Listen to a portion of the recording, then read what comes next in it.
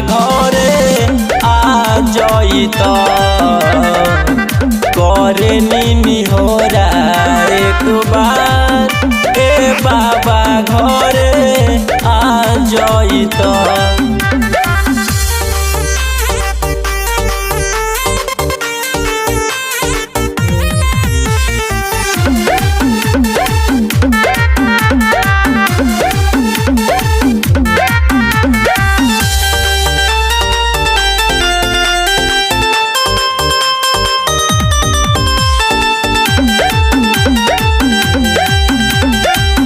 हथिया के सूढ़ पवल मानुष के ताना सभ देवतन से पहले होखेला पूजाना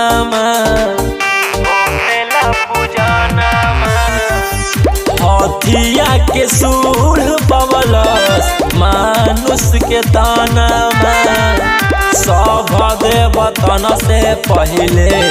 होखेला पूजाना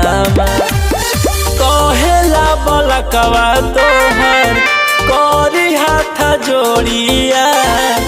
बालका के नजर तनी आ जइत करे नी होरा एक बार ए बाबा घरे आ जइत करे नी होरा एक बार ए बाबा घरे आ जइत।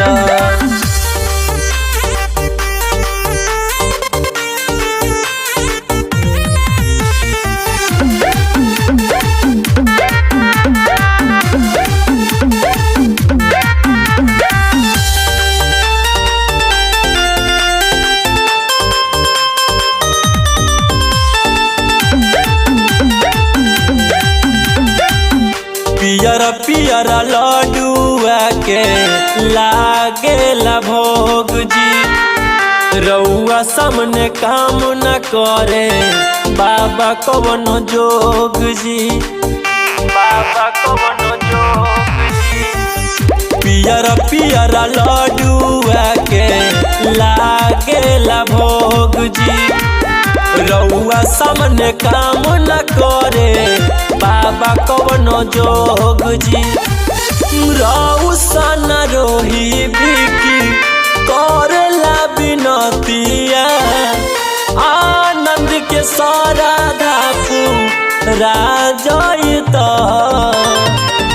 करे नी होरा एक बार ए बाबा घरे आ जइत करे नी होरा एक बार ए बाबा घर